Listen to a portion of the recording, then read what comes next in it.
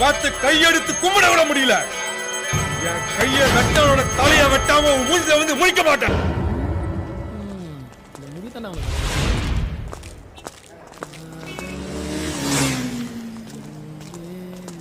உங்க இத சீவத்துக்கு நான் கார் வச்சிருக்கேன். ஏண்டா முழுசா 3 மாசத்துல வளர்ற இது போறதுக்கே நீ இவ்வளவு துடிக்கிறிய? ஆயுசுக்கும் வளராத என் கை பழுது எவ்வளவு துடிச்சுக்கணும் மாட்டியா?